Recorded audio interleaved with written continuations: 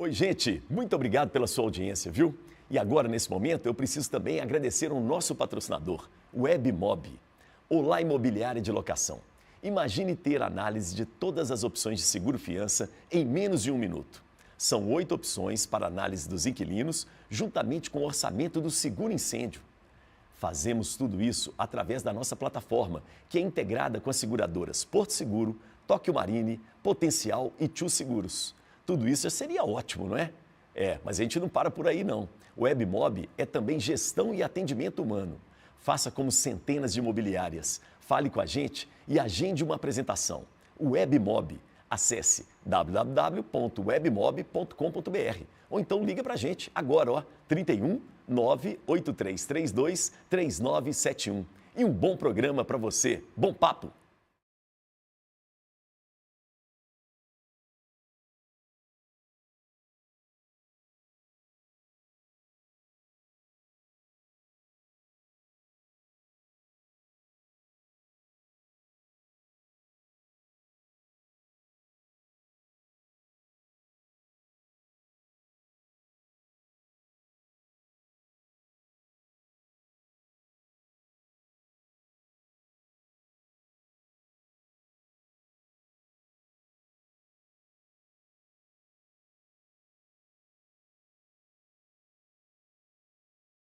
Muito bem, estamos começando mais um Papo com Elias, né? Todo mundo tem uma boa história para contar. E eu acredito nisso, que essa história pode ser contada, depende do jeito que a gente conta. E hoje não vai ser diferente. A gente tem uma história aqui que vai interessar muito você que é pai, mãe, responsável por alguma criança. No fundo, todos nós. Porque todo adulto é responsável por qualquer criança. Quando você vê uma criança na rua ou no sinal de trânsito, aquilo é responsabilidade sua também. Aquele ser que está ali em formação, é preciso que a nossa sociedade abrace e olhe com carinho. E nós vamos conversar hoje com ela, que é psicóloga infantil, mas ela também procurou a educação, não só a psicologia, mas a educação. Ela fez mestrado, doutorado em educação. E ela se denomina também como guardiã das crianças. Muito interessante, muito bonito isso, né? E eu tenho o prazer de receber hoje aqui Cecília Antipoff. Obrigado pela presença, querida. Prazer é meu, Elias, uma honra estar aqui, né, para poder contar um pouquinho dessa história, para a gente refletir sobre muitos pontos aí, né, em relação à infância, às crianças. Muito legal. E você, quando chegou, você falou, Elias, já tive 2 vezes com você no Caleidoscópio e a gente foi colega, né, na UNA, sim, né? Sim. Então, muito pequeno. BH é um ovo, né? Um ovo, né? A gente vai, quando vai lembrar, já se conectou de outras formas. Uma alegria estar aqui nesse novo projeto de vocês. Muito especial. Obrigado. Eu queria começar com a guardiã de crianças. É muita responsabilidade isso. O que é uma guardiã de crianças? Então, Elias, quando eu intuí, né, quando eu senti no coração esse termo, guardiã das crianças, foi por uma conexão muito forte da minha atuação como um todo, né? Eu trabalho com crianças há 22 anos. Há 22 anos eu sou formada em psicologia infantil e familiar, mas na verdade trabalho com crianças há 23, porque eu trabalhava na escola dos meus avós, como ajudante maternal, professora. Onde você estudou, né? Onde eu estudei também. E o que eu comecei a entender? Para eu cuidar da criança, eu preciso me conectar com o adulto, né? Com a mãe, com o pai, com o educador, com o profissional que está ali com ela.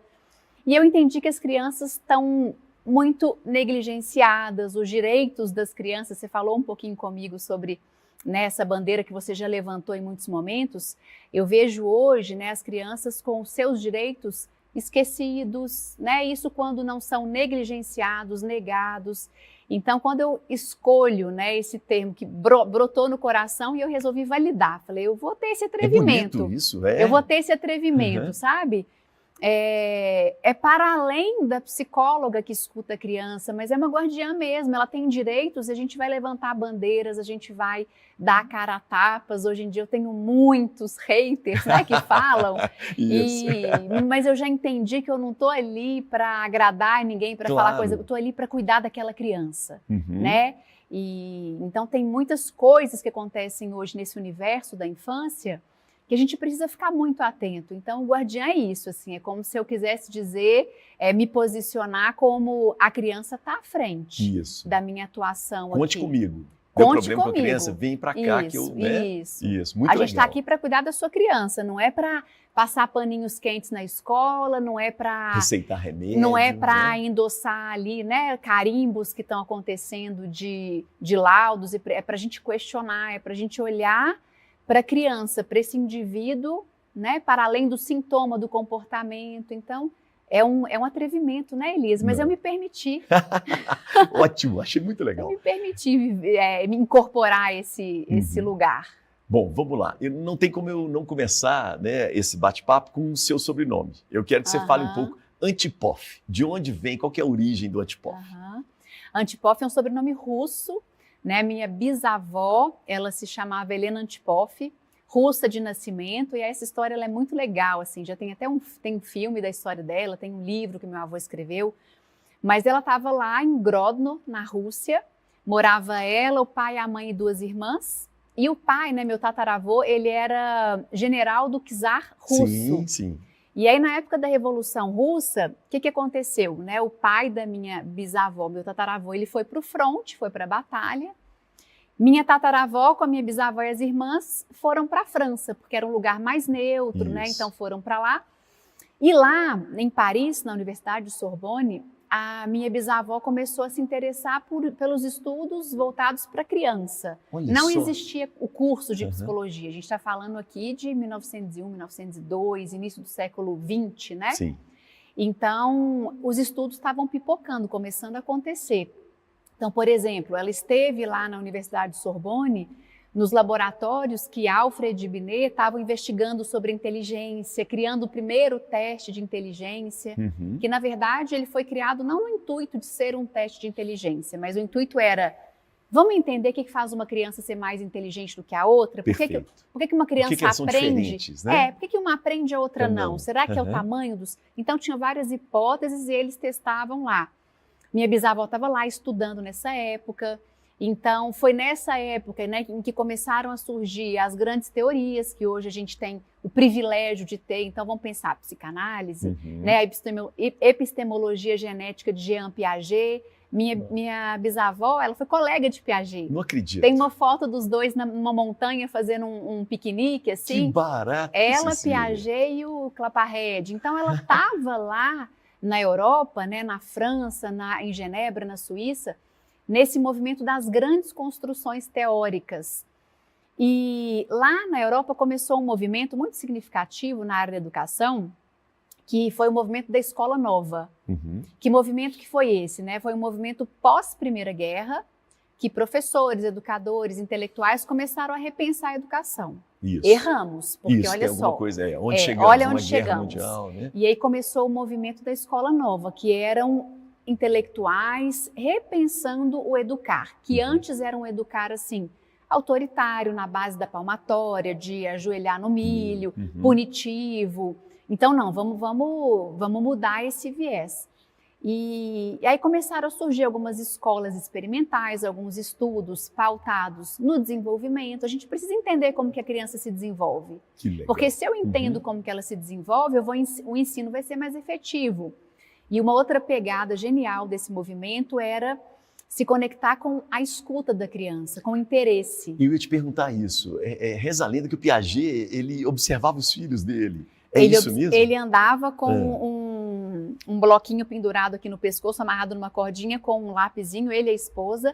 E tudo que as filhas faziam, ele anotava. Gente. Com tal idade ela fez isso. E as crianças que ele via assim, nas praças, nos espaços, ele parava para observar, ele perguntava, por que você fez isso? Mas o que você pensou? Porque ele queria entender, né? Ele queria entender o funcionamento da criança. Especificamente da criança, e não compará-la com o adulto, né? Não, da criança. Da criança. Eu quero entender como é que essa criança se desenvolve. O comportamento é dela, não é do adulto. Que e aí ele criou, né, a epistemologia genética, a gênese do conhecimento, como é que a criança conhece o mundo. E aí lá na Europa acontecia esse movimento, nos Estados Unidos, paralelamente, acontecia o Progressive School, que também era esse movimento de repensar a educação, e aí a gente vai vir para Minas, para eu contar a chegada da minha bisavó. Conta, que essa história é inacreditável. Aí na década de 1920, o governo de Minas começou a implementar uma reforma de ensino aqui. Gente, que coisa, hein? E aí eles fizeram 2 movimentos. O primeiro é levar os professores de Belo Horizonte para a Europa e para os Estados Unidos para fazer estágio. Vai lá ver o que eles estão fazendo. Vai lá em Genebra ver o que eles estão fazendo na Maison de Petit, que era uma escola ali para crianças pautada no movimento da Escola Nova. Vai lá nos Cecília, Estados se a gente Unidos. pensar isso hoje, a situação dos professores no Pensa. estado de Minas Gerais, lamentável como é, veja isso nos anos 20, nos anos 30. Não, essa história ela é de uma boniteza, né? Não é? E o outro movimento foi convidar esses intelectuais para vir para cá, com contratos temporários. E aí nessa, a Helena Antipoff, minha bisavó, estava lá em Genebra, na Maison de Petit, com Claparede, estudando, implementando isso, e ela recebeu uma carta, um convite para vir para Belo Horizonte para fazer um contrato temporário de 2 anos. Aí, em 1929, ela chega em Belo Horizonte e fica o resto da vida, porque aí ela se encantou pelo Brasil, se apaixonou, né, pelas crianças do meio rural, ela se focou muito ali no estudo e no cuidado das crianças que estavam nos extremos, né, com deficiência intelectual e com altas habilidades, superdotação. E ela deixou um grande legado aí na... Linda essa história, é linda. Maravilhosa, né? É. E você é fruto disso aí. Né? Agora eu quero falar da sua infância. Você nasceu em Belo Horizonte? Nasci em Belo Horizonte. Seus pais são do interior, são daqui também? São daqui também, nasci aqui e vivi aqui a vida toda, né? Sou mineirinha mesmo. Tem irmãos, irmãs? Tenho. Tenho uma irmã do meio, o irmão mais velho, e aí meu pai casou de novo e do segundo casamento eu tenho um irmão mais novo também. Legal. Então que é vamos adolescente. lá. A sua infância, né? Você foi em Nova Lima? Como é que a escola Eu em Nova nasci Lima? em Belo Horizonte, mas os meus avós, né, paternos, então a Helena Antipoff é a minha bisavó paterna. Tá. Ela teve um filho, meu avô Daniel, né, que é meu avô paterno. Isso. Ele e minha avó, eles criaram uma escola de educação infantil, na verdade, para crianças de 2 a 10 anos, em Nova Lima. E qual que era a proposta deles? A gente quer construir uma escola para os nossos netos estudarem, uma escola que a gente acredita que tem uma proposta de escuta muito amparada e ancorada no movimento da Escola Nova. Isso. De entender a fase de desenvolvimento, os interesses, aquela proposta de uma educação ativa, né? Então a criança aprende, a gente sabe hoje que a criança aprende muito mais fazendo do que sentadinha escutando, mas infelizmente a gente continua insistindo no erro, mas enfim. E o contato com a natureza também, Contato com a natureza, era uma escola numa área verde muito privilegiada, assim, era uma escola enorme fisicamente, mas que a proposta eram 10 crianças por turma, no máximo, de 10 a 12. Que paraíso, hein? Era um paraíso. E aí eu estudei nessa escola até os meus 10 anos, né? Uma escola em que a gente estava...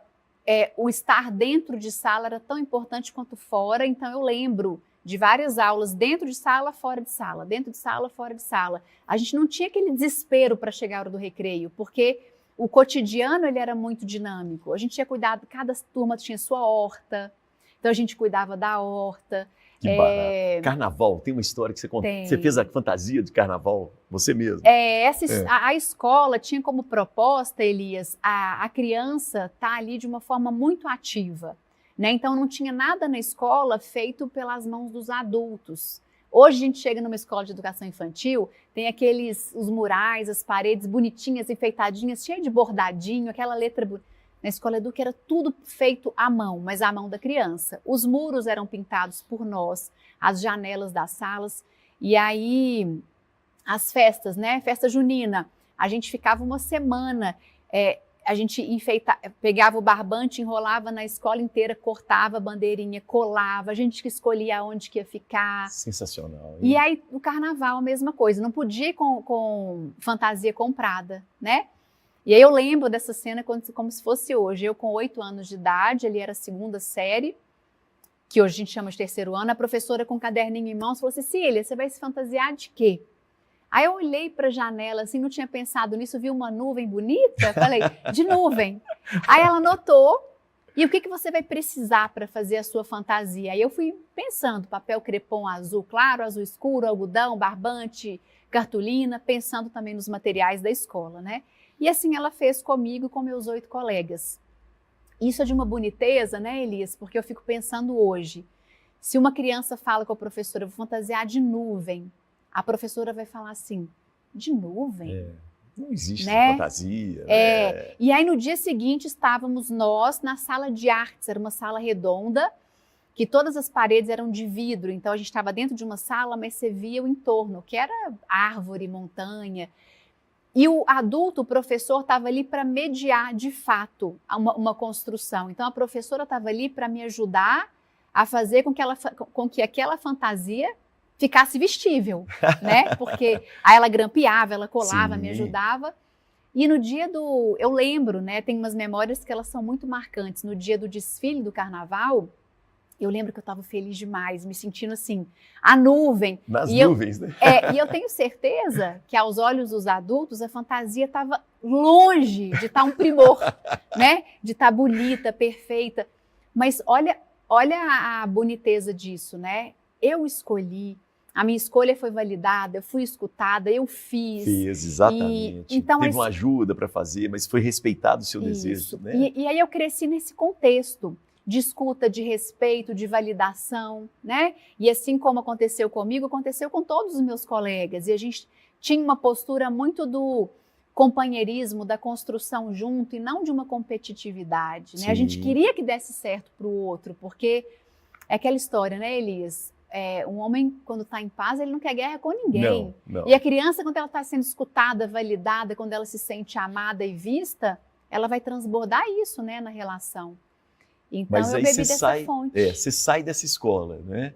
E aí você tem que ir para o ensino mais tradicional. Aí fui para o tradicionalzão, porque em Belo Horizonte, nessa época, nem existiam outras propostas. E eu fui muito feliz, porque na escola Eduque não tinha uniforme, a gente ia de chinelo, com a roupa que queria. E nessa tinha uniforme, todo cinza, o tênis cinza. E criança gosta de novidade, né? Eu falei, ai, que legal, vou ter uniforme. Cheguei na escola, 60 alunos enfileirados. Eu lembro que eu fiz assim, uau, esse lugar é diferente. Mas eu fui feliz, eu fui animada.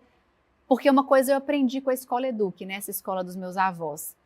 Eu aprendi a degustar a escola. Eu aprendi que escola era um lugar gostoso, era um lugar de conhecimento, de aprendizagem, de relações. Sim, uhum. E eu aprendi a gostar de estudar. Eu estudava porque eu via sentido, porque eu tinha curiosidade. E aí eu lembro a primeira aula dessa escola, o professor foi fazer a chamada, né? Abriu aquele diário, tá.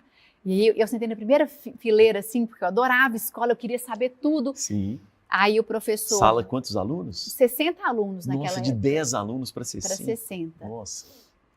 Aí ele começou, Ana Beatriz, você é número 1. Bruno, você é número 2. Cecília, você é número 7. Eu lembro até hoje, eu anotei. Sou número 7, não fazia ideia do que significava isso. Até a segunda aula do professor, né? Que ele chegou, sentou, abriu o diário e ficou. Número 1, número 2. Ele nem se dava ao trabalho de levantar para olhar nos olhos de quem... Você se transformou num número. Num número. Eu estava toda 7. de cinza e eu virei o número 7. Aquilo para mim foi muito impactante, mas eu me adaptei muito rápido, muito facilmente. Porque, e aí, aqui eu devo isso, Elias, assim, hoje analisando, né? Até os meus 10 anos de idade, eu fui extremamente abastecida, né, dessa validação, dessa escuta, desse fortalecimento emocional. Então, aos 11, que é a entrada ali na pré-adolescência, eu estava forte emocionalmente, você entende? Legal. Você tinha já uma personalidade sua ali, não né? eu lembro que foi um baque, assim, que eu senti muito, mas eu me adaptei. Você se adaptou. É interessante isso, né? Quando eu saí do jardim e fui para o primeiro ano do grupo, eu me lembro que no jardim, né, no primeiro ano do grupo, era uma escola pública e eu não tinha aprendido multiplicação. Aí eu saí dessa escola, minha mãe me tirou dessa escola, falou, não, tá muito fácil, você não estuda e tira nota boa. Aí me colocou numa escola particular. Nessa escola particular, no primeiro dia de aula, quando eu olhei assim, a professora começou 2 mais 2 igual a 4. Eu falei, beleza, 2 mais 3 igual a 5 e tal. Aí depois ela foi 2 vezes 2 igual a 4. Eu falei, 2x2 igual a 4. Tudo bem. Quando ela pôs 2 vezes 3 igual a 6, eu entrei em desespero. Eu falei, cara, eu nunca vi isso na minha vida. E a turma toda respondendo, 2 vezes 4 e tal. Na volta da aula, eu falei, mãe, tem algum problema, tem um negócio lá que ela fez que eu não sei o que é aquilo. Aí minha mãe, o que ela fez? Ela comprou uma tabuada para mim e falou, olha, nós vamos estudar juntos. E acabou que eu consegui me adaptar. Sim. No final do ano, eu fui até bom aluno, essa coisa toda. Então, essa adaptação depende de algo anterior, é isso que você está falando, né? Desse carinho nessa infância, desse cuidado. Eu acredito que sim. Eu acredito que quando a gente fortalece, né, tem fortalecimento emocional ali, isso nos ajuda, né, nessa capacidade da resiliência, porque assim, você nesse momento que você acabou de falar, e eu nessa mudança de um lugar em que eu era Cecília, vista, validada, de repente eu viro o número 7, toda de cinza, aquilo tem um impacto e eu tenho que rapidamente buscar recursos para me adaptar, né? Porque eu quero sobreviver ali naquele espaço, eu quero me sentir amada, vista, pertencente, então a gente faz de tudo para se ajustar. E quando a gente tem um abastecimento emocional, uma base emocional fortalecida, a gente passa por essas situações com mais força, com mais potência. Legal, né? Demais isso. E se eu não tenho, eu vou passar por isso, mas há um custo emocional muito grande, muito sofrimento, né? Legal. Então entramos na adolescência. Você foi uma adolescente que aprontou muito? Como é que é? Mais tranquila? Fui uma adolescente super tranquila, assim, muito certinha, sabe, Elias? Hoje eu olho e falo, nossa, eu tinha uma... Hoje, como adulta, né, assim, eu estou lá no meu processo de psicoterapia também, resgatando muitas coisas, tentando me libertar de outras tantas. Eu sempre estive num lugar de, não, eu tenho que corresponder. Eu tenho que ser a boazinha, certinha. Tanto que eu estava rindo com umas amigas outro dia, a gente encontrando, elas falando assim, Cissa, quando eu falava com a minha mãe que eu ia sair, a minha mãe, não vai, mas eu vou com a Cissa. Com a Cissa, então pode ir. Então, né? E a gente riu, mas hoje eu vejo o peso disso, né? Eu me coloquei nesse lugar de eu tenho que corresponder, provavelmente entendi no meu meio que eu precisava disso para ser validada, para ser, né, para ser vista de fato. E tem questões familiares também por trás disso.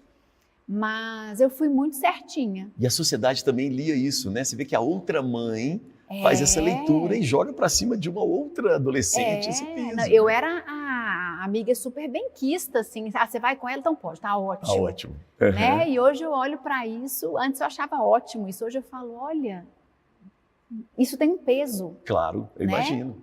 Isso tem um peso. Mas eu fui uma adolescente muito, assim... Eu vivi o que era saudável de ser vivido, né? As paqueras, as descobertas, mas tudo muito dentro do saudável, né? Do correto, vamos dizer assim. Sim, dentro de um padrão. Eu não fui aquela adolescente rebelde que brigava com os pais, que me rebelava. Não, eu tentava corresponder ali, mas eu acho que eu poderia, né? Ter aprontado um pouquinho mais. Ter me rebelado um pouco mais, assim. Mas foi o que eu vivi, né? E foi significativo também. O senso comum tem alguns ditados sobre crianças, adolescentes. Eu me lembrei de um aqui agora, eu queria o seu comentário. Dizem que criança que aprontou muito vai ser um adolescente tranquilo. Criança que não aprontou muito, foi tranquila, será um adolescente revoltado. Faz sentido isso? O que você pensa disso?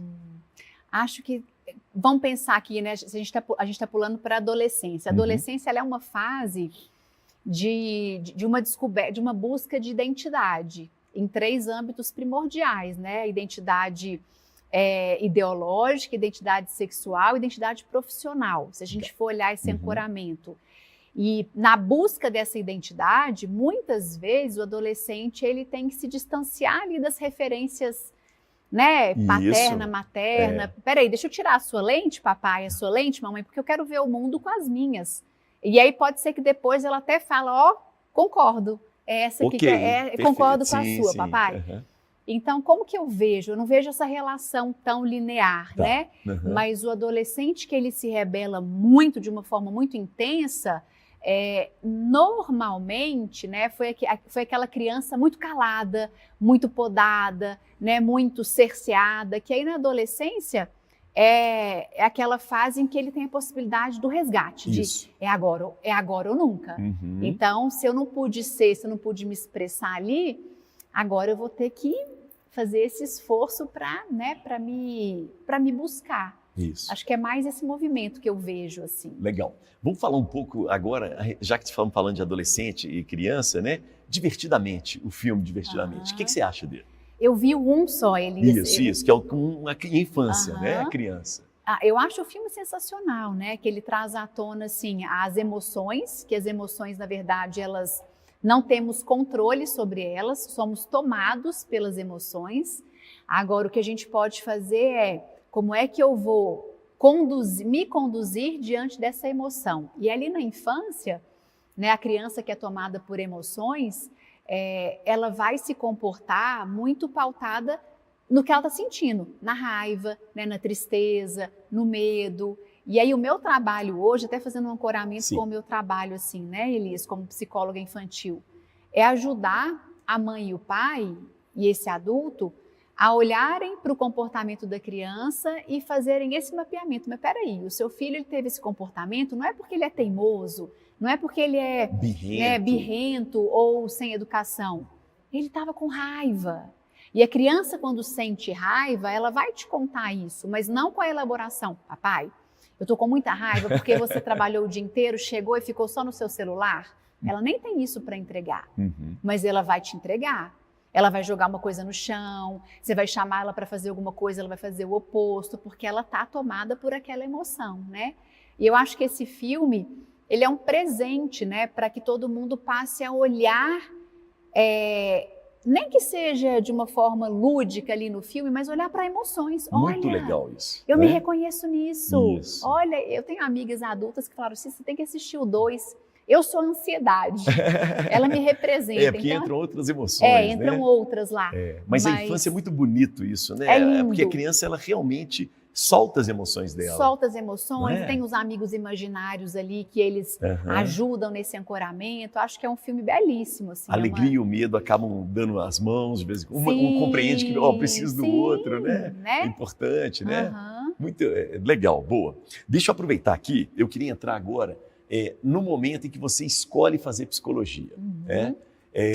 Não é algo que as pessoas escolham, não é uma profissão tradicional, como geralmente a gente tem. Mas hoje também as profissões já não são tão tradicionais assim. Mas quando você escolheu a psicologia, por quê? Então, quando eu fui escolher uma profissão, eu estava lá no 3º ano, a gente tinha que preencher Tinha um teste psicotécnico, e a gente tinha que preencher para qual área você ia fazer, qual curso. Eu coloquei jornalismo. É mesmo? Porque eu adorava escrever, eu adorava falar. Falei, jornalismo. E aí meu pai, muito perspicaz, assim, ele sentou do meu lado um dia lá em casa e falou assim, Cecília, olha só, se imagina daqui 20 anos, você indo para... Aí pintou o cenário do jornalismo. Agora imagina você, daqui 20 anos, indo lá para a Escola Eduque, trabalhando com criança. Ele percebia a minha conexão com a minha avó, com os meus avós paternos. Aí eu lembro que eu falei, olha pai, gostei mais do segundo cenário. Interessante. Aí ele falou comigo assim, vai conversar com a sua avó. Aí eu sentei com a minha avó Otília, esposa do meu avô. Falei, vó, que curso que eu tenho que fazer? Não foi assim, eu quero psicologia, nem... Claro. Que curso que eu tenho que fazer para trabalhar na Escola Eduque? Aí ela falou comigo assim, Cecília, você gosta muito de escola, né? Eu falei, não, vó, eu gosto muito da Escola Eduque. E aí minha avó era psicóloga, meu avô também, né? Então, os almoços de domingo, meu domingo era vendo material de congresso, era livros e mais livros. Meus avós eram psicólogos infantis, então tinha casinha de madeira na casa deles, família de bonecos, toquinho, porque são aqueles materiais do consultório. E eu falava, gente, isso aqui é muito legal, né? Amava a Escola Eduque, minha avó ia para lá todos os dias. Aí ela falou, Cecília, você pode fazer pedagogia ou psicologia, mas psicologia é mais amplo. Então foi muito assim, inspirada nessa referência aí dos meus avós paternos. Legal isso, né? E aí essa expectativa foi correspondida na faculdade? Como é que é? Porque às vezes é diferente, né? Não, eu lembro das dinâmicas, né, dos professores. No primeiro dia de aula, eles sempre, por que você escolheu psicologia? E aí eu lembro que eu sempre falava, porque eu quero trabalhar com criança. A minha fala era essa, sempre ponto. Assim? Sempre. Eu quero trabalhar com criança em escola. Eu nem pensava no contexto clínico, não. Então, assim, eu lembro nas disciplinas da faculdade, eu mergulhava de braçada, assim, naquelas relacionadas à criança, à escola, à aprendizagem. E nem pensava em clinicar. Tinha várias aulas de psicanálise, abordagem comportamental. E até que no 8º período a gente teve uma aula com o professor Walter Parreira, que ele deu sobre abordagem humanista, rogeriana. E eu lembro que eu me encantei com o professor, né, com o jeito, com os textos. A gente fez o primeiro trabalho, ele demorou 15 dias para devolver, mas ele devolveu cada trabalho com uma carta. Cecília, que legal, hein? de próprio punho. A gente falou, não, ele não fez isso. Aí a gente foi comparar, fez uma para cada um. Eu falei, olha, desse jeito eu até me vejo atuando na clínica. Então, mas ali, eu sinto que foi uma escolha muito feliz. Assim, eu sempre fui para a área da infância, né? Nunca me desvirtuei disso, assim, foi muito certeiro. Acho que foi uma escolha muito conectada aqui com o que eu gosto, com o que eu tenho facilidade. E aí, no mestrado e doutorado, você vai para a faculdade de educação. Por quê? Eu sempre, Elisa, né, depois que eu me formei, comecei a trabalhar na clínica, né, na clínica infantil.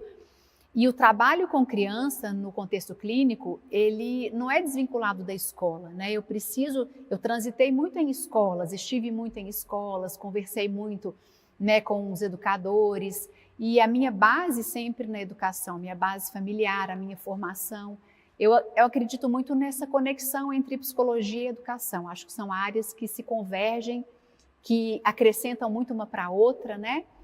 Então, a minha escolha foi estudar sobre a área da educação para complementar a clínica e vice-versa, assim. Acho que, mais uma vez, inspirada pela história dos meus avós, da minha bisavó, né? A FAI, Faculdade de Educação, tem uma área de pesquisa sobre a minha bisavó, então isso para mim era muito honroso.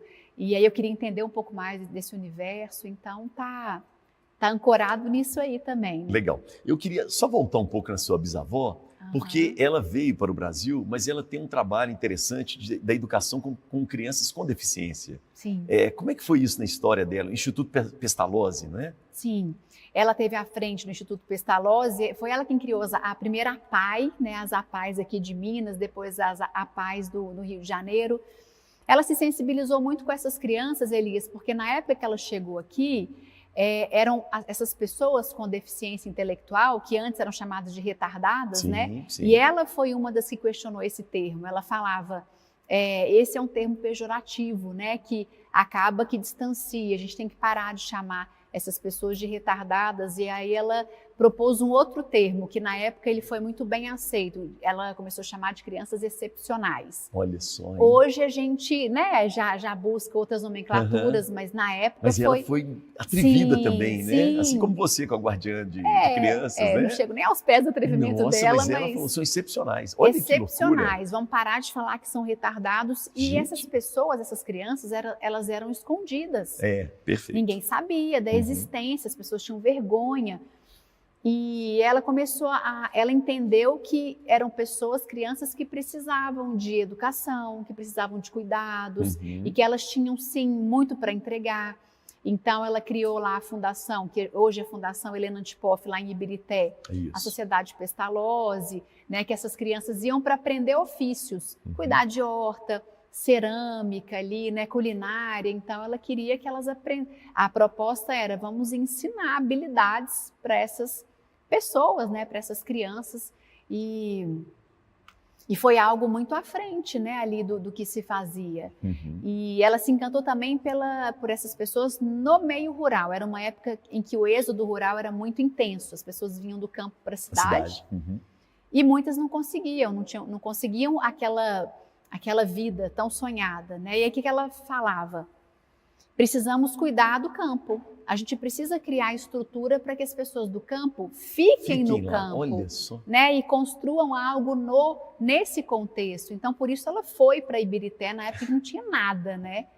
E aí ela se sensibilizou muito com esses extremos, né? Com as crianças com deficiência. E no final da vida dela, ela se sentia em débito com as crianças que eram chamadas de superdotadas, que também ela entendia que, né, tinham esse potencial, termo, né? Não era um bom termo, e que também eram crianças desperdiçadas, que acabava que não tinham ali um cuidado específico. Você falou da sua avó e eu me lembrei do Paulo Freire, da sua avó não, bisavó, né? essa coisa de ir para o interior, de trabalhar com, né? Quem que é o Paulo Freire para você? Eu fiz algumas leituras, obviamente, estava lá no mestrado, doutorado em educação, minha base é educação. Eu acho que é uma grandíssima referência, né? Que a gente tem que ler com muito cuidado e validar, porque traz essa proposta aí da escuta, né? Do interesse do outro. Eu vou aonde esse educando está, eu vou escutar, eu vou validar, eu vou usar, né? Eu lembro até um livro dele que ele fala sobre as palavras geradoras ali, tem que ser as palavras. Se eu vou alfabetizar um adulto, Isso é muito eu legal, tenho que né? trazer as palavras do cotidiano, dele, não vou trazer né? uma cartilha pronta com palavras que ele nem sabe o que é, né? Que isso tem muito do movimento da Escola Nova lá da Europa, que era esse resgate o que interessa essa criança. Porque a criança, quando ela está interessada, eu não preciso punir, eu não preciso dar ordem, eu não preciso chantagear, eu não preciso mandar. Quando ela está verdadeiramente interessada, ela está ali, ela faz, ela produz, né? Eu vivi isso muito na Escola Eduque também, a gente estudava, não era porque tinha prova, porque até meus 10 anos de idade nunca tive nenhuma prova, nem nota. Era porque a gente queria responder a pergunta, a gente queria aprender. Então, acho que quando a gente fala, né, do movimento da Escola Nova, essa educação que a minha bisavó propôs e esse link que você fez com Paulo Freire, é esse olhar para a pessoa que está diante de mim, né? Eu vou escutar o interesse, a necessidade, eu vou validar e eu vou propor estratégias e ferramentas para que ela aprenda mais, né, com mais efetividade. Sim. Né? Vamos pensar na gente, Elisa, aqui, né? Eu gosto muito, por exemplo, de pedalar, de mountain bike. O meu Instagram lá só passa videozinho disso. Porque é o que eu adoro, eu tô lá assistindo, eu tô vendo, vai ter campeonato e tal. Você nem sente que está fazendo uma atividade física. Porque você gosta tanto disso, e quando eu tô ali né? fazendo, né? Para mim é prazeroso. Eu tô ali, eu nem vejo que passou uma hora, né? Com a criança é a mesma coisa. Achar o interesse, né? E a criança diz isso pra gente, né? Ela mostra essas coisas. Se a gente abre espaço, ela mostra. Para escuta que você falou, né? Para escuta, ela mostra. Agora, o que está acontecendo com as crianças hoje, Elias? Elas têm todo o tempo tomado com direcionamentos. Então, na escola, vamos pensar na escola mais tradicional, que é a maioria das escolas. Ela chega, senta lá às 7h30 da manhã, é o professor falando o que tem que fazer, página 2, não sei, agora é o recreio, mas é um recreio totalmente cerceado, que nem correr pode mais. Isso. Teve uma mãe que me ligou um dia, Cecília, é isso mesmo? Eu fui chamada na escola que meu filho está correndo no recreio. Eu falei, não é isso mesmo. Mas então a criança tá lá de 7h30 a meio-dia, totalmente direcionada. Chega em casa, almoça rápido, porque tem 1000 aulas depois. Isso, atividades, né? Aí eu não consigo escutar essa criança, não. Porque aí, sabe quando que a gente escuta a criança? De verdade, quando a gente permite que ela tenha tempo livre e que ela viva o ócio. Quando a Mel chega para mim e fala assim lá em casa, a Mel e o Ian, né? A Mel tá com 9 anos, quase 6. Mamãe, tem nada para fazer? Eu olho para ela e falo, que bom, minha filha, pois invente. E aí eu saio de cena. Eu acho isso precioso, porque aí ela vai pegar os papeizinhos dela ali, aí ela faz os artesanatozinhos com o rolinho de papel higiênico, com as folhas que caiu lá no jardim, o Ian, mesma coisa. Aí eu vou vendo as habilidades, eu vou vendo os interesses, eu vou vendo as buscas naturais da criança. Agora, quando eu estou o tempo todo direcionando aquilo que eu acho que é o melhor, e eu estou falando isso não é para julgar nenhum pai, nenhuma mãe. Claro. Toda mãe e todo pai fazem o que fazem. Na melhor das intenções, né? Imbuídos do maior amor do mundo, na melhor das intenções, acreditando que é o melhor. Mas eu trago aqui um repensar. As criança e adolescente, precisa do ócio, mas é o ócio sem esse negocinho aí que está na sua frente. Eu ia te sem falar a tela. Isso. E aí, para a gente bancar esse ócio sem a tela, tem que ter punho. Mas punho não é no sentido de gritar e brigar, não. É no sentido... Ou esconder o celular, tomar. Não é nem tomar. É no sentido de eu vou me imbuir do meu lugar de guardiã dessa criança aqui. A Mel tem 9 anos, ela não tem celular. O ano passado ela rebelou. Mamãe, por que eu não tenho meu celular? A fulana tem, fulano tem, fulano tem. Eu falei, senta aqui. Você não tem celular? Ainda por um motivo soberano na nossa família, porque não é saudável. Eu trabalho, né, Elias, com criança que adoeceu por causa do celular mesmo. Eu recebo as crianças viciadas, dependentes, algumas que a gente tem que entrar com a psiquiatria infantil, com medicação para ansiedade, desmame de celular, de tela. Que coisa. Teve uma criança de 7 anos que me marcou muito, assim, ela na sessão, 7 anos, Cecília, quando eu não estou com meu celular, parece que eu nem existo. E por que isso acontece, Elias? Porque a criança, o ser humano, mas a criança, ela busca se sentir amada, vista, pertencente. Para existir, ela busca isso. O Ian e a Mel buscam isso, suas filhas buscaram e buscam isso ainda. A gente busca também, mas na criança isso é central. Na ausência de adultos significativos para entrar, porque a mãe e o pai não são maus, mas eles estão trabalhando muito, não tem tempo, ou né? eles mesmos estão aqui, ó. A criança vai encontrar esse ancoramento aonde? No canal do YouTube, que o youtuber fala assim: bom dia, amiguinho, vamos tomar café comigo, olha que legal, vamos brincar comigo. A criança tem certeza que ela é amiga, que ela pertence, que ela faz parte. Quando eu simplesmente tiro isso dessa criança de 7 anos, que não tem o adulto real, mas que tinha ali... Tem um vazio ali, né? O imaginário do virtual. Isso. Ela... Cecília, eu sinto que eu não existo. E ela conseguiu verbalizar isso. Interessante. Foi um caso gravíssimo que a gente teve que entrar com medicação mesmo. E eu sou muito criteriosa para encaminhar para psiquiatra infantil. Acho que a gente tem que tomar muito cuidado, né, com esses encaminhamentos precoces. Mas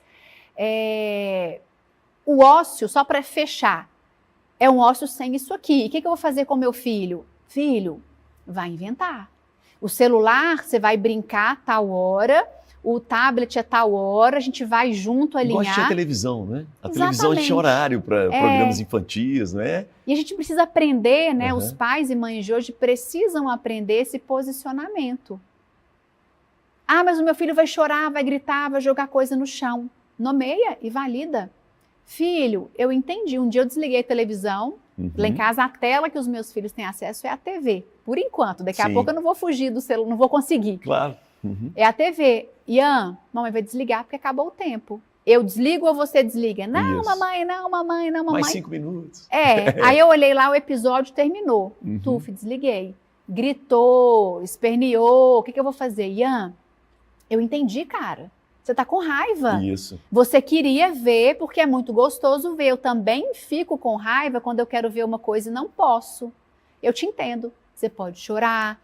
Você pode até dar um gritão aí para colocar a sua raiva para fora, mas agora acabou. Amanhã, e eu preciso bancar esse lugar de frustrar o meu filho. Assim que a gente cria filhos com musculatura emocional, mas a gente vai precisar dar conta do choro, dar conta do eu te odeio, você é a pior mãe do mundo. O Ian, com 5 anos, falou: eu tenho uma mames imaginária que ela é muito mais legal do que você. Eu falei, que bom que você tem a mames imaginária. E até pensei, mames imaginária, toca aí que agora é com você. Eu cansei também desse ser humaninho aqui, então se vira. Eu tô achando interessante, Cecília, porque assim, você não acredita num tratamento só da criança, é da família. Não acredito. Elias, hoje eu vou te falar que assim, 95%, né, do meu trabalho, ele é educação parental. São sessões de educação parental, porque eu preciso ensinar essa mãe, esse pai, a fazer isso que eu falei aqui, né? A decifrar. Filho, você está com raiva, você pode sentir, mas bater na mamãe não. Então vem cá, ou você faz um carinho, ou você pede desculpa, mas eu entendi, você está com raiva, e aí eu vou ajudar essa família a mapear o contexto, a criar momentos de conexão emocional, porque a criança que está abastecida, né, que ela sente, a mamãe me vê, o papai brinca comigo, eu faço parte, ela é uma criança que vai colaborar mais, que ela vai se opor menos, ela vai fazer menos birra, então eu preciso cuidar da mãe e do pai, ou das duas mães, ou dos dois pais, ou da mãe solo, mas para eu atuar com a criança, eu preciso trabalhar com a família. Eu vi uma fala sua de um caso em que você teve que praticamente virar para os pais assim, olha, vocês precisam de um dia, uma manhã pelo menos, um dia na semana, só vocês e o seu filho. Como é que foi isso aí? É um caso difícil, assim, você falou, olha, era um caso extremo, assim. Era um caso extremo que a família já chegou, assim, tendo certeza, né, que o filho era uma criança que tinha um transtorno e que a criança tinha muito problema. Era uma família que tinham 3 filhos e pai e mãe que trabalhavam tempo integral e, né, a gente não está aqui para questionar e julgar ninguém. E o filho, desde 4 meses de idade, desde bebê, ele ficava horário integral na escola, que tinha o berçário. Sim.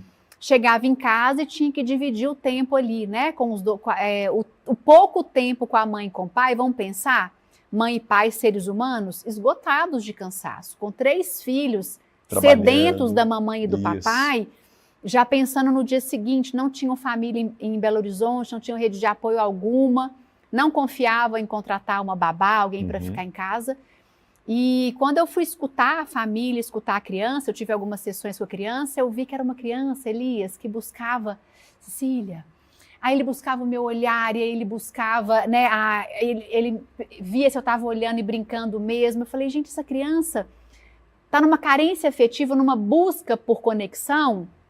E aí eu falei com essa família, olha, eu vou prescrever uma prescrição não medicamentosa, mas vocês vão precisar de uma manhã, uma manhã a mãe estar só com essa criança, o pai estar só. Aí eles arregalaram um olhão, assim, um misto de alívio, porque, não tem transtorno então? Não, não tem. E ao mesmo tempo um desespero, porque agora eu vou ter que fazer isso aqui, ó. E aí eu tive que fazer uma declaração da necessidade para... interessante para eles apresentarem no trabalho deles. No trabalho. Que interessante. E porque a gente vive numa cultura assim, né, Elias? Se a criança adoece, vamos pensar, e eu dei esse exemplo para a mãe e para o pai, eles se sensibilizaram nesse momento. Eu falei, se o seu filho está diagnosticado com câncer e ele precisa, toda quarta-feira de manhã, fazer lá o tratamento... Você vai titubear em chegar na empresa e falar, quarta-feira eu não venho, porque eu vou cuidar. Agora, o adoecimento emocional, ele é invisível aos olhos, né? Então... Ótima comparação. Quando eu falo guardiã, é nesse sentido, sabe, Elias? Assim, vou intervir, vou proteger. Esse comportamento da criança, e essa criança, se ela cai num profissional raso, ela tem um laudo, ela tem um diagnóstico, ela é medicada, medicação tarja preta a partir de 4 anos de idade.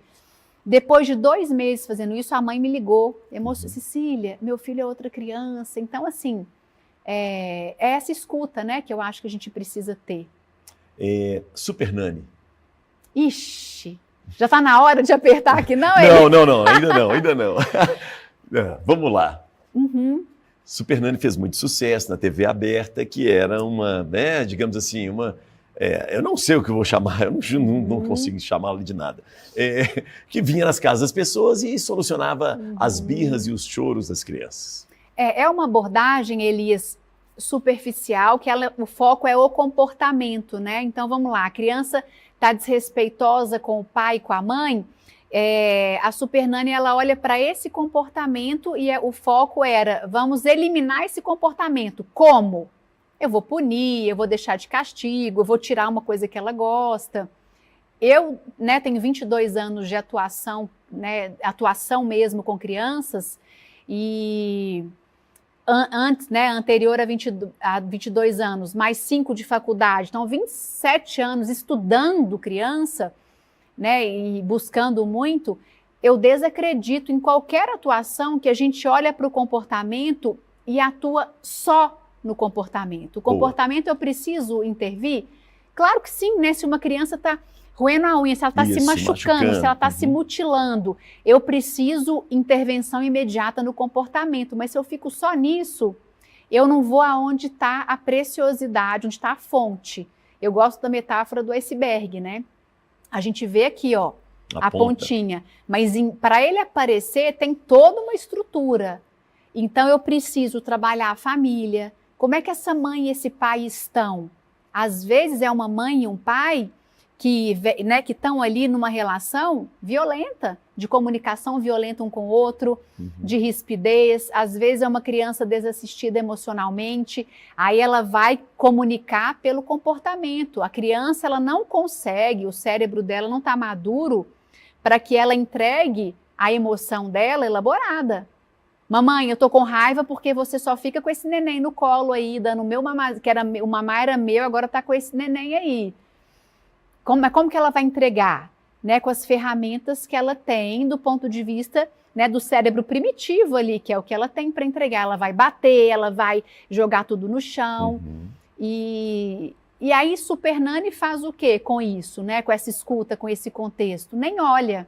Então acho que é um trabalho raso, é um trabalho bastante questionável, né? Um desserviço, né? Um desserviço, porque acaba que também iludiu muita gente. Cria um imaginário de que pronto, transformamos e olha que maravilha, e é insustentável porque eu não vou na fonte.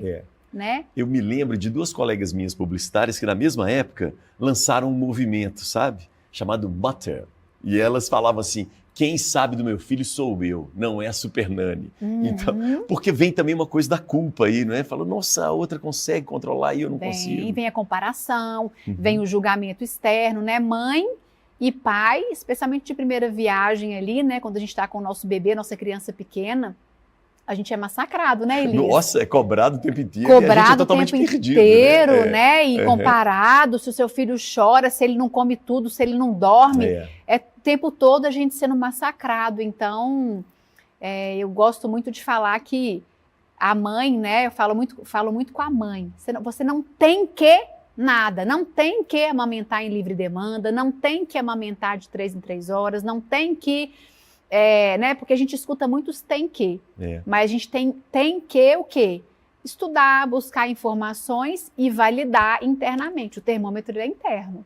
O que funciona para você na sua casa pode não funcionar na minha casa. E tá tudo bem, né? Somos a dinâmica familiar de cada família é um universo. Sim. E aí vai ter dinâmicas muito diferentes, assim. Então a gente precisa olhar para isso. Cecília, e o papel do pai? Fundamental. Quando temos, né, o pai na estrutura familiar, o papel do pai ele é tão importante quanto o da mãe. Não só, eu escuto muitas pessoas falando assim, o pai ele tem o papel de apoiar a mãe, não só, né? Ele, quando o bebê nasceu, apoiar a mãe emocionalmente para que ela cuide e alimente esse bebê, mas o pai é referência primordial de cuidado, de afeto, de participação na vida dos filhos, né, de diálogo, de escuta. Então, hoje em dia, eu fico muito feliz quando eu faço sessões em que aparece mãe e pai. Agora está aparecendo um diferente, que é o pai. Só o pai. Só o pai. Eu que procurei, Cecília, minha esposa não pode porque é isso, ela não... Mas eu acho sensacional, porque a gente vem agora com uma geração de pais que entenderam o lugar que lhes cabe, né? Que é o lugar é um lugar ativo, não é como ajudante, eu não sou ajudante. Não. Né? Vem cá que o bastão também é seu, né? É interessante porque dentro de uma sociedade também tradicional, o pai colocava o dinheiro e a mãe cuidava da casa. Isso não existe mais, né? As mulheres, inclusive, hoje, muitas sustentam a casa. Né? Então, a gente tem essa mudança também. Né? Tem essa mudança também, né? Mulher e homem, mãe e pai trabalhando, arcando com os custos da casa, e aí quando estão em casa, a dinâmica é essa. Eu lembrei agora de um caso, Elise, férias, né? Quando a Mel era bebê, e de madrugada eu amamentava, aí 5 horas da manhã, quando ela acordava, eu entregava para o Tiago e falava, agora vai que eu vou dormir, porque eu fiquei acordando de madrugada, e o que eu mais escutava durante o dia, que estava o familhão lá, né? Nossa, tadinho do Tiago, ele levantou 5 da manhã, e isso não ficava calado.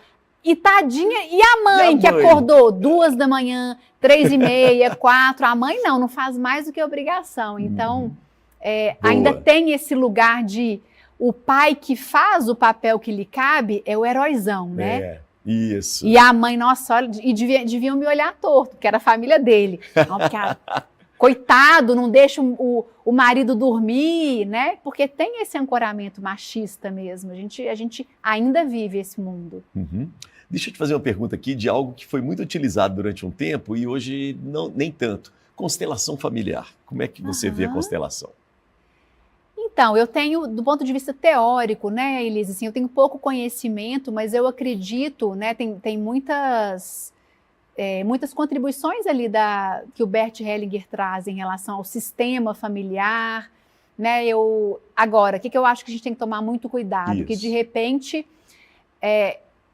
acho que a palavra não é banalizou, mas assim, começou a pipocar formações, né? Não, virou moda. Virou eu uma posso moda. falar isso com você, que realmente eu via muita gente falando. Virou moda e eram formações, assim, né? De formação, você vai se formar em constelador com 2 dias, 3 dias, quando na verdade né, são estudos densos, extremamente profundos. Eu acho que a gente precisa tomar muito cuidado, né, com as referências. Quem é a pessoa que eu estou buscando? É importante olhar currículo, sim, o tempo que trabalha com isso, quanto tempo estudou, porque dependendo do que acontece ali na dinâmica da constelação, a pessoa que não tem o preparo, ela mexe com questões profundíssimas e ela não consegue fechar, né? Isso. Mas então é importante isso, né? Não é para qualquer caso. Não é para qualquer caso, não é com qualquer pessoa que se faz. Isso. Né? Mas é uma proposta que, quando bem feita e bem acompanhada, eu já me submeti a alguns trabalhos, não como consteladora, não tenho formação, mas como autoconhecimento, isso, que foram muito transformadores, assim, muito importantes, mas com pessoas que tinham experiência, que tinham uma formação bem feita, né? Acho que a gente tem que tomar muito cuidado com esses modismos mesmo, né? Tá, legal. CNV, o que você acha da CNV? Comunicação não violenta, né, Elias? Acho que é um caminho aí transformador, né, para as relações familiares, para as relações profissionais. Qual que é a base, né, do que o Marshall traz, assim, da gente se comunicar a partir da escuta do outro, né? Eu me abrir para a necessidade do outro. Isso é tão bonito, né? Porque a nossa comunicação, se a gente for pensar, vamos pensar num cotidiano aqui. Lembrei do meu encontro com minhas amigas. A gente começa a falar, eu vou falar de mim. A hora que eu vejo, ninguém está me escutando, tá todo mundo querendo falar de si. Ah, porque eu. Aí, às vezes, eu falo, não, gente, que preguiça de vocês. E eu falo, né, são minhas amigas, eu falo, não quero falar. A gente vem de uma fonte de comunicação pouco conectada com o outro, né? Peraí, deixa eu te escutar. Marido e mulher, né? Quando um traz uma queixa, ao invés de vir em cima, olhar a queixa como aquele comportamento, peraí, deixa eu entender o que está por trás dessa queixa. Eu acho que é um caminho precioso. Eu me abri para escutar o outro, né? Para validar. E eu conseguir falar para o outro a minha necessidade. A gente tem dificuldade. Sabe por que a gente tem dificuldade de falar? Não sei se você tem, né? Mas assim, vamos pensar, eu com meu marido no casamento. Não é simples para mim falar com meu marido qual é a minha necessidade. Não. Porque a gente bebeu da seguinte fonte. Você caiu, você ralou seu joelho, você chorou. Sua mãe, minha mãe, sua avó falou, não precisa chorar não, foi nada não, pulou. A gente aprendeu eu vou engolir. Eu tô com medo? Mas você é um homem ou um saco de batata? Isso. Eu vou engolir. Então, a gente cresceu escutando que as emoções, elas são bobagens, são fraqueza, eu tenho que engolir. E quando eu vou me comunicar, né, a partir das emoções, dá um bug, né? Porque eu não consigo falar porque eu não tenho essa formação, essa alfabetização. Treinado, né? E aí, geralmente, eu explodo, né? Aí vem a violência na comunicação. Vem a violência, o outro me critica, eu vou lá e pego na ferida, mas e você? E aí, pronto, eu quebrei a comunicação, né? Eu quebrei o vínculo ali. E eu tô falando isso não é do lugar de quem tem isso bem resolvido, elaborado, 100%, não. É de um lugar de... A gente está aqui olhando para essas questões e buscando. Na verdade, nós estamos dentro de uma sociedade, né? Então, a gente tem todas as questões da sociedade também, não é? Não adianta a gente querer separar isso. Vamos aproveitar aqui. Em um determinado momento, você falou assim, eu tinha uma pessoa que me procurou que o problema da criança dela é que ela corria demais no recreio, né? E aí eu quero te provocar aqui, criança do movimento. Me conta essa história aí. Então, Elias, lembra que eu estudei na Escola Educ, né? Que era uma escola que a gente estava dentro e fora, então O movimento era algo que fazia parte da minha infância, do que eu cresci vendo. Quando eu comecei a fazer psicologia, eu ia fazer estágio lá, eu via os meninos entrando e saindo de sala, né? E isso era natural, isso fazia parte da vitalidade, ali, até da aprendizagem. Comecei a clinicar, né? Comecei a receber crianças no consultório, isso lá em 2002. Cecília, porque esse menino terrível não para. E quando eu ia receber a criança no consultório, eu falava, uai, gente, tá tudo, tem problema nenhum. É uma criança que está aqui brincante, tira as coisas do lugar, dá trabalho, dá. Então já era um incômodo que eu tinha no consultório desde sempre. E não por acaso essas crianças sempre chegavam para mim, desde o início da minha atuação. E eu sempre bancava esse lugar de, não tem nada com essa criança. Vamos rever a escola, vamos rever a dinâmica. E aí a vida me presenteia, Elias, o meu segundo filho, né? Quando o Ian nasce, ele vai fazer 6 anos, com aquele bebê que esvazia os 2 peitos em menos de 5 minutos, que acorda de hora em hora, ele não começou a andar, ele começou a correr, não ficava no carrinho de bebê, sling, aquele paninho que eu fiquei com a Mel até 2 anos e meio, ele tirava, ele jogava o corpo, desde bebê, jogava o corpo onde ele queria. Falei, uau! E aí ele começou, eu olhei para ele, e aí eu lembro que um dia, eu olhando para ele, caiu aquela ficha, eu te falei, é isso que as mães que me procuram no consultório vivem. Tá. E aí eu comecei a compartilhar a minha vivência com o Ian, mas com muita consciência, Elias, eu pensei assim, eu quero compartilhar com o mundo a minha experiência com essa criança, né, com esse universo que está descortinando aqui, mas sem ser nesse lugar de esse menino terrível, essa criança né? que dá trabalho. E aí eu comecei a escrever meu menino do movimento, minha criança do movimento, comecei a compartilhar coisas do cotidiano. E foi impressionante o engajamento que tinha isso, as mães emocionadas. Nossa, eu vi meu filho, que legal esse termo. Aí eu entendi que o Ian, ele veio, né, assim, ele mobilizou em mim uma missão de cuidar dessas crianças, de ser guardiã dessas crianças. Não é porque ele se movimenta muito, né, que ele tem um TDAH, um TEA, que é um problema. É legal isso, a coisa do termo, né? É como a sua bisavó mudou o termo, né, de retardados e tal. O termo é importante, não é? A palavra que te define. Vamos pensar, né, Elias? Você falar assim, esse menino terrível, essa criança do movimento, né? Totalmente diferente. E para mim, assim, eu falo aonde eu posso. Movimento não é sinônimo de doença, patologia ou transtorno. Movimento é potência, é vitalidade, é sede de vida. Então eu trago para esse outro lugar, né? E a inspiração foi, né, o Ian, na verdade, ele foi a cereja do bolo, mas eu já me incomodava muito com isso, assim. Aí veio o TED, veio o livro, tem agora um curso, né, Criança do Movimento, para ajudar as pessoas a olharem para essas crianças com mais cuidado. Por falar no TED, tem um que você fala assim, olha, eu vou explicar de uma forma lógica, dicas lógicas de fórmulas, para a gente aprender a educar uma criança é uma ciência exata, isso, né? O que é isso? Então, Elias, quando eu fiz esse TED, né, foi em 2019, eu já tinha 16 anos de atuação clínica e um dia eu estava cansada. No final do dia eu falei, gente, eu dei a mesma orientação eu imagino que não é fácil, 6 vezes, né? E eu sinto que eu preciso trazer isso de uma forma macro.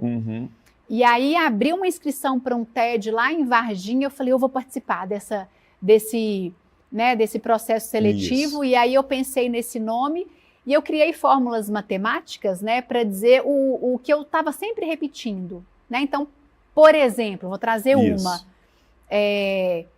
Quanto menor, né, o meu tempo, com o meu tempo e a minha disponibilidade emocional com o meu filho, quanto menor, aí eu uso aqueles terminhos menores, né, da matemática, isso é igual a maior quantidade de choro, birra e conflito na relação. Isso é matemático. Então, quando a mãe vem falar, meu filho não para de chorar, está nervoso, não vão olhar para o seu filho, não, vão olhar para você. Como é que está o seu tempo com o seu filho? Como está a qualidade desse tempo? Vocês estão brincando, desfrutando? Porque não tem como eu cuidar disso aqui, né? É matemático. para você alcançar isso aqui pleno, você vai ter que aumentar isso aqui. Boa. Então eu brinco com essas questões assim, né? Uhum. E é muito legal, né? Porque você faz, é rápido, né? Inclusive, né? E é muito objetivo. Eu achei muito, muito bom. Não sabia que a história era essa, de tanto ter que falar a mesma coisa para as pessoas. Isso veio de um cansaço. Eu saí do consultório um dia muito desgostosa, assim, falei, a sensação é que eu tô dando um murro em ponto de faca, falando, mas não tô atingindo, né? E aí eu pensei em algo que pudesse acessar mais pessoas. Você falou em tentar fazer as coisas. Tem hora que você desanima, Cecília? Não, acho que são palavras diferentes, assim, né? Não é que eu desanimo, mas tem hora que dá um cansaço, né? E eu li uma frase um dia que fez sentido para mim. A frase era assim, quando estiver muito cansado, não desista. Aprenda a descansar. E acho que é isso, né? Assim, então, o que eu comecei a fazer? Eu diminuí o atendimento clínico, comecei a descansar de uma certa forma e buscar outras possibilidades de acessar outras famílias, outras pessoas. Então, como é que eu posso aprender a descansar para eu voltar? Porque para mim, né, cuidar das crianças, falar isso que eu falo, você tem que estar bem, né? E é o que eu vim para fazer. E é o que eu vim para fazer nessa existência. Isso, não dá para você deixar de fazer, mas você tem que estar bem para fazer isso. Eu tenho que estar bem, eu tenho que estar bem. Para conseguir escutar o outro, né, eu tenho que estar... Então, isso veio de um cansaço mesmo. Perfeito. Nossa, eu preciso entregar de um outro jeito. Legal. Vamos falar dos seus livros? Quantos livros você tem? Então, publicados eu tenho 2. Um é o Lá na Casa da Árvore, O Mundo pelo Olhar das Crianças. Eu falo que nasce um filho, eu escrevo um livro. Né? Ele veio com o nascimento da Mel. Esse é um livro que para mim é o meu xodózinho, assim, que são crônicas. E eu criei uma personagem que é a Manu, uma menina de 5 anos, que aí ela vai contando coisas do cotidiano, são crônicas simples, assim, para ajudar as famílias a entenderem a perspectiva da criança, porque o meu trabalho ele é muito nesse sentido, assim. Ao invés de escrever aqueles manuais de não coloque de castigo. Geralmente é sempre não, né? É um saco. Aí eu falei, eu quero fazer de um outro formato. Aí a Manu contando assim, hoje eu fui pro castigo, porque eu gritei com a mamãe. Vou só dar um exemplo para você entender. Boa. Porque eu gritei com a mamãe. Tá certo, gritar não é legal, mas sabe como que a mamãe me colocou de castigo? Gritando comigo. E aí é ela questionando os adultos, ela fala adultos esquisitos, que complicam tudo. E então esse é o primeiro livro. Tá. O segundo é Criança do Movimento por Menos Diagnóstico e Medicamento, que é um aprofundamento do meu TEDx, né, do segundo TED. E tem a ver com o Ian, né? Tem a ver com o Ian, ele nasceu, aí nasceu esse outro livro. Não terei mais filhos, mas... Pois é, não tem mais filhos, mas... Tem um pet, às vezes? Pet a gente tem lá. Isso. Aí. Mas agora, esse ano, vai sair meu primeiro livro infantil, né? Que é o João Catavento, o Menino do Movimento, para crianças, para elas se identificarem aí. É um livro muito precioso, que eu quero que as crianças também se conectem, né? Com essa possibilidade do brincar, do movimento, e que isso não é um problema, que isso é uma potência. Boa. Cecília, você fala muito em família. Hoje existe um discurso muito tradicional, retomando uma questão assim, é a família tradicional. O que é família para você? Família são pessoas que se unem em prol de um amor, né? São pessoas que se amam, escolhem estar juntos e constroem algo a partir desse amor. Né, independente se é consanguíneo, se não é, se é um homem, uma mulher, família são pessoas que se amam e se unem por um bem comum, né? Boa, legal. Muita gente fala que assim, a educação fica forçando as crianças a definir a sua orientação sexual muito cedo, que essa educação... criança tem sexualidade? Então, as pessoas entendem de uma forma equivocada isso, né? Que a sexualidade, ela está presente no ser humano desde o bebê, né? O bebê, sexualidade é uma coisa, ato sexual, sexo, genitalidade é outra, né? Então, se a gente for olhar ali na teoria psicanalítica, na perspectiva psicanalítica, né? Por exemplo, o que o Freud vai dizer? O bebê, quando ele nasce... ele vai buscar o ato de sucção, do amamentar, o dedinho ali na boca. Por que acalma? Porque é prazeroso e a sexualidade é essa busca pelo prazer no próprio corpo, é a descoberta do próprio corpo, é muito mais leve né, do que esse olhar do adulto que associa ao ato sexual, né, a busca do outro para ali, né, aquela sexualidade do adulto mais madura. Então, a gente precisa olhar para isso com menos tabu, né, Elias? E acho que é um terreno que ele é muito mal compreendido, né, que as pessoas... A coisa superficial aí é horrorosa, né? O nível é horroroso. Né? E as pessoas hoje, elas se acham especialistas, assistem um vídeo de 5 minutos e é isso que estão querendo propor ou não é isso e está faltando... Então já se imbuem de bandeiras. E o que eu tenho falado muito assim, Elias? Voltem aos livros, vamos estudar, vamos ler, vamos aprofundar, né? Vamos gastar tempo, investir tempo nas leituras, escutar mais as pessoas. Eu tinha um grande amigo historiador que faleceu esse ano, ele dizia assim, no momento de crise, volte aos clássicos. Né? Então, acho que é um pouco por aí também. Um pouco né? por aí. Escola cívico-militar, para colocar nos eixos as crianças, no eixo as crianças. Tá. Eu acho que eu posso falar assim, de uma educação mais autoritária, né? Da educação tradicional autoritária ali. O que eu entendo dessa educação? É aquela em que a criança o adulto, ele se sobrepõe à criança, ele dá ordens e ela escuta, ela acata, ela é pouco escutada, ela é pouco validada.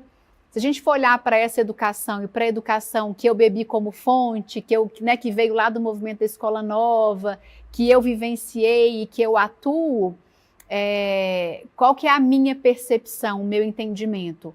É pouco potente. Sim. Né? Se eu crio uma criança para obedecer, para decorar conteúdo, para prova, para nota, para Enem, eu estou deixando de escutar, estou deixando de validar a potência que ela pode ser, eu estou deixando de escutar o interesse, de construir junto. Então, não acho que é um caminho que valida ali a potência da criança. Eu estou aqui para olhar para a criança. O que é que vai ajudar essa criança a se tornar um adulto seguro, resiliente, maduro, que consegue se posicionar, que consegue pensar fora da caixa, né? Vamos pensar assim, e não dar a resposta certa. Então, eu acredito, Elis, numa educação em que a criança ela é escutada, ela é validada, ela constrói junto. A arte pode ajudar nisso? Demais. Né? A arte. Você recomenda arte para as famílias? Assim? Em todos os né? E a arte é amplo, né? É a arte do pintar, do desenhar, do cantar, da música. É eu me expressar de outras formas, né? Às vezes eu vou escrever. Então, a arte é um dos caminhos para a expressão, para eu dizer quem eu sou, para dizer o que eu penso. É interessante, toda criança sabe desenhar, desenha do mesmo jeito, sabe cantar, sabe dançar, e depois a gente vai sendo, né, reprimido com relação a isso. E aí elas começam a falar, eu não sei. Eu não sei. O meu não é legal, eu não sei desenhar. Eu sou desafinado. Não sei. Ela vai crescendo, né, e e isso vem de onde, né, Elias? Dos moldes. O jeito certo é esse. Né? E vamos pensar lá na minha fantasia de nuvem. Né? Se a professora falasse hoje, né, de uma escola tradicional, você vai vir fantasiado de quê? De nuvem. Nuvem! Não vai vir de Elsa, não vai vir de princesa, não vai vir... Nunca gostei de princesa, né? Eu acho que eu ia gostar mais das fantasias dos super-heróis que voam, que pulam em árvore, do que a princesa que tem que ficar ali. Mas eu quis ser nuvem, né? E isso é muito legal quando eu pude ser escutada nesse sentido. E a arte... Né, eu abri espaço para o meu filho desenhar, para o meu filho escrever, cantar, fazer um artesanato, sem preocupar com o resultado final. Isso, do jeito dele, né? Sem padrão, né? Lá em casa a gente tem uma fala que ela é corriqueira, assim, cada um tem o seu jeito, cada um tem um jeito de pensar, cada um tem um jeito de desenhar. Deixa eu ver o seu jeito, Mel, deixa eu ver o seu, Ian, o meu é esse. E é validar a diferença. Aí a gente entra em outro universo, né? Que é olhar para o diferente. Legal. Estamos caminhando. No final está na hora da buzina, né? Aqui homenagem ao velho guerreiro, Chacrinha, né? Então, o que ou quem você buzinaria? Tá.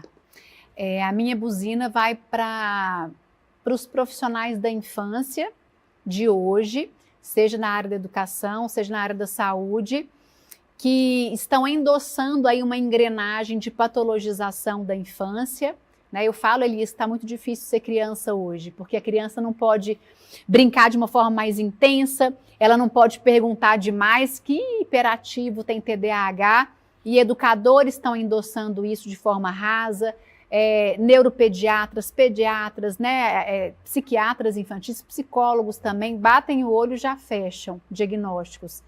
A criança não pode mais não olhar nos olhos de imediato, não beijar e abraçar e se esquivar, que pode investigar.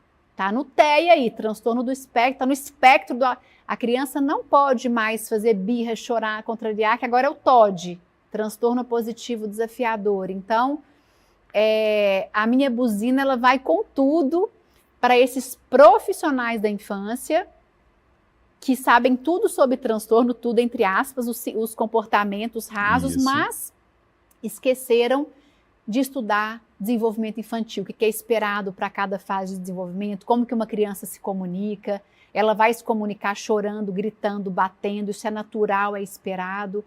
Então a buzina vai para essa engrenagem, e ela é alimentada pelo quê, né? Pela educação tradicional, que quer a criança quietinha, sentadinha, e por uma indústria farmacêutica aí trilionária que quer que esse transtorno, que ele seja, né? E aí cria-se um terrorismo nas famílias. Um dia que você não medica o seu filho, é uma janelinha que se fecha. As famílias estão escutando isso. E aí elas rapidamente vão lá e compram uma medicação tarja preta, começam a medicar a criança aos 3, 4 anos. Tem criança viciada? Dependendo, né, da dosagem que se usa, pode causar uma dependência ali, né, no funcionamento, na dinâmica cerebral da criança. Agora, o que eu acho mais danoso nesse momento, Elias, é tirar a essência da criança, sabe? É a criança que é do movimento, e aí eu vou medicar para ela ficar quietinha porque me dá trabalho, e o adulto quer sossego. O professor quer sossego, né, o profissional que está ali no consultório, ele quer sossego, a mãe quer sossego, então vamos medicar, que é mais fácil. O capitalismo também leva vantagem com isso, né? Demais. Esse é um sistema que... Né? É um sistema.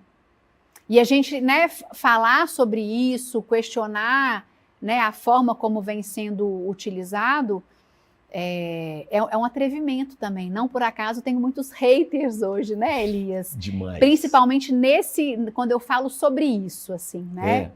É demais. E como é que você se protege disso? Porque é uma energia negativa muito forte. Né? Eu entendo que eu tenho um grande propósito, né? Quando você perguntou, a primeira coisa foi do guardiã. Isso. Eu não estou aqui para falar coisas bonitinhas, né? Para todo mundo me aplaudir, mas eu estou pensando na criança que tem a sua vitalidade abafada, né? Então, e eu me protejo energeticamente com as minhas proteções ali, né? Oração, com as minhas...